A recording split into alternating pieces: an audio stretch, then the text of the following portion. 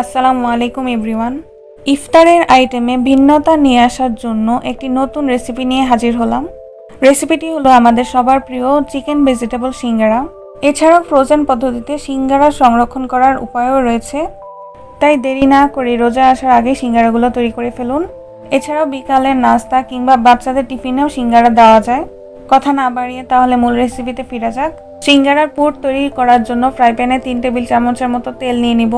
তেল গরম হলে একটি তেজপাতা, 3টি এলাচ, 2টি লবঙ্গ, একটি দারচিনি দিয়ে দিব। তারপর আধা কাপের মতো পেঁয়াজ কুচি দিয়ে দিব। পেঁয়াজগুলো হালকা নেড়ে স্বাদ মতো মরিচের কুচি দিয়ে দিব। এখন পেঁয়াজগুলো হালকা লাল করে ভেজে নিতে হবে। পেঁয়াজ ভাজা হয়ে গেলে মশলা কষানোর জন্য হাফ কাপের মতো পানি দিয়ে দিব। তারপর 1 টেবিল চামচ আদা রসুন বাটা, 1/4 টিস্পুন হলুদের গুঁড়ো, হাফ টিস্পুন বা স্বাদ মতো মরিচের গুঁড়ো, হাফ টিস্পুন ধনিয়ার গুঁড়ো, পরিমাণ মতো লবণ দিয়ে দিব। সবকিছু মিক্স করে তেল উপরে উঠে না আসা পর্যন্ত মশলাগুলো কষিয়ে নিব। মশলা কষানো হয়ে গেলে এরকম ছোট ছোট কাট করা 3/4 কাপের মতো মুরগির মাংস দিয়ে দিব। তারপর ছোট ছোট কিউব করে কাটা 3 কাপের মতো আলু এবং 1/4 কাপের মতো গাজর দিয়ে দিব। এখন সবকিছু ভালো করে মিক্স করে নিতে হবে। তারপর ঢেকে মিডিয়াম হিটে 3 মিনিটের জন্য রান্না করতে হবে। 3 মিনিট পর মাংস ও সবজির থেকে পানি বের হয়ে এসেছে। এখন থেকে লো হিটে সবকিছু 90% মতো সিদ্ধ হয়ে আসা পর্যন্ত অপেক্ষা করব। যদি প্রয়োজন হয় তাহলে পানি অ্যাড করে সিদ্ধ করে নিতে পারেন। 20 মিনিট পর দেখুন সবজি আর মাংসগুলো প্রায় 90% মতো সিদ্ধ হয়ে গেছে। এখন 1/4 কাপের মতো ক্যাপসিকাম দিয়ে দিব। আপনারা আপনাদের পছন্দ অনুযায়ী যে কোনো সবজি অ্যাড করতে পারেন।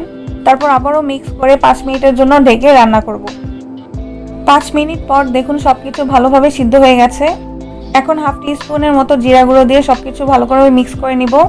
তারপর পুরটি ঠান্ডা হয়ে আসা পর্যন্ত অপেক্ষা করব। সিঙ্গারার ডো তৈরি করার জন্য 3 কাপের মতো ময়দা নিয়ে নিব। আপনারা ইচ্ছে করলে আটাও ইউজ করতে পারেন। পরিমাণ মতো লবণ দিয়ে ভালো করে মিক্স করে নিব। এখন 3 টেবিল চামচের মতো সয়াবিন তেল দিয়ে দিব। তারপর আবার ভালো করে মিক্স করে নিতে হবে। মিক্স করা হয়ে গেলে পরিমাণ মতো পানি দিয়ে একটি খামির তৈরি করে নিতে হবে। এখানে 1/4 টিস্পুনের মতো কালি জিরা দেওয়া হচ্ছে।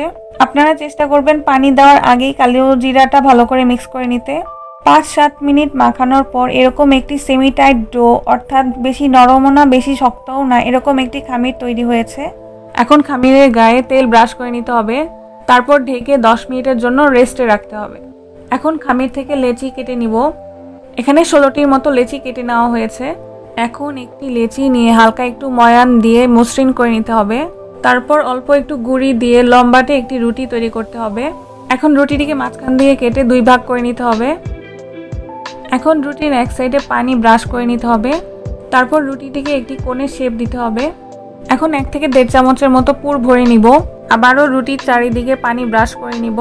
এখন রুটিটির এক পাশ অপর পাশের সাথে ভালো করে সিল করে দিতে হবে। তারপর সিঙ্গারাটিকে উল্টিয়ে ভিডিওতে দেখানো নিয়ম অনুযায়ী একটি শেপ দিতে হবে। সিঙ্গারার শেপগুলো তেমন একটা সুন্দর হয়নি। আশা করি আপনারা এর চেয়ে ভালো করে সিঙ্গারার শেপ দিতে পারবেন। এখানে 32টির মতো সিঙ্গারা তৈরি করা হয়েছে। ফ্রোজেন করার জন্য সিঙ্গারাগুলোকে একটি ট্রেতে নেওয়া হয়েছে। এখন ডিপ ফ্রিজে সিঙ্গারাগুলোকে 1 ঘন্টার জন্য রেখে দিতে হবে। 1 ঘন্টা পর সিঙ্গারাগুলোকে একটি বক্সে বা জিপলক ব্যাগে নিয়ে নিতে হবে।